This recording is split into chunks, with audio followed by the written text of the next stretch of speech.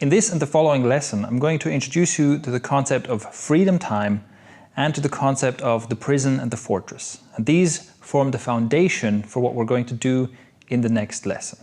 So first off, freedom time.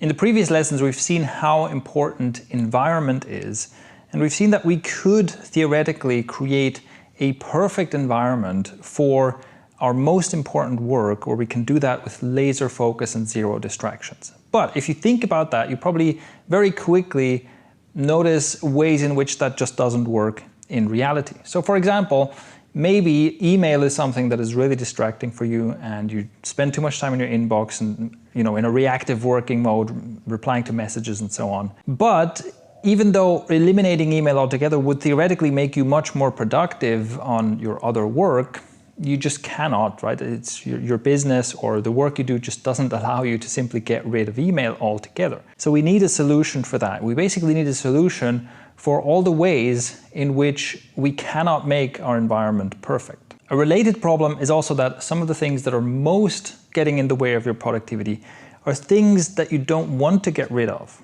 They're things that, as we've discussed in previous lessons, you're basically addicted to. So it's very likely that you're addicted to social media or news websites or Reddit or YouTube or whatever your thing is, right? It's very likely that one or several things in our digital environment have gotten their hooks into you and you do not want to give these things up. And the good news is you don't have to. Because let me call back to another concept that I've introduced earlier, the always in the zone fallacy. As we've seen, it is not the case that you have to constantly be in the zone. It's not the case that you constantly have to operate at your absolute maximum and otherwise it's a total failure and you might as well give up. That is a total fallacy. And this taken all together leads us to freedom time.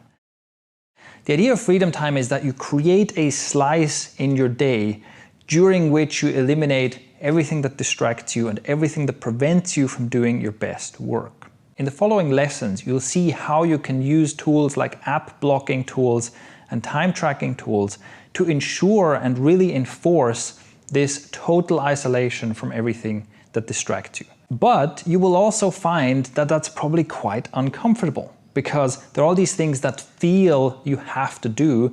There's the fear of missing out. There's all the addiction to all the tools and social media and so on. So initially, this might feel quite uncomfortable. But what you can do is you can start very small. You can start with, let's say, 20 minutes a day of freedom time. And you can give yourself the experience of, okay, this kind of feels uncomfortable and unusual, but it's also really nice.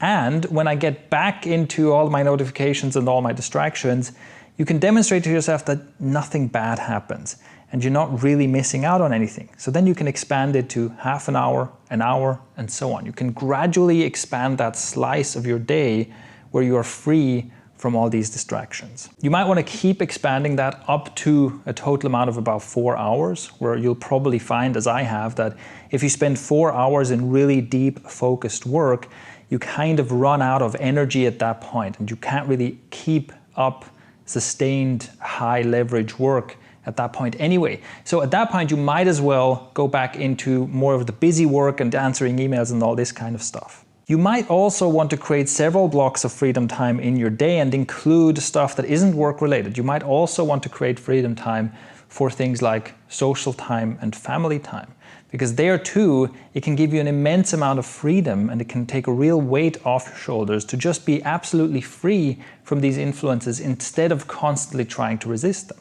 And this is why I call it freedom time. It is about recognizing the power of all the distracting and tempting influences around us and giving ourselves a gift of freedom from these things that are usually always tugging at us.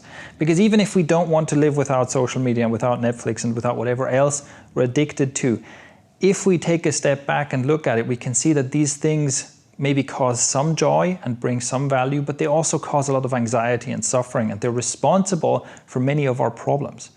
And the great thing is we really can have it both. We can create an expanding amount of time during our day where we are totally free from these things without having to completely live without them. This is the idea of freedom time. And I'll show you the tools you can use to take care of this, to manage this. But before that, I also want to introduce the concept of the prison and the fortress, because that's a complementary concept before we get into the tools and the how-to. So that is the next lesson.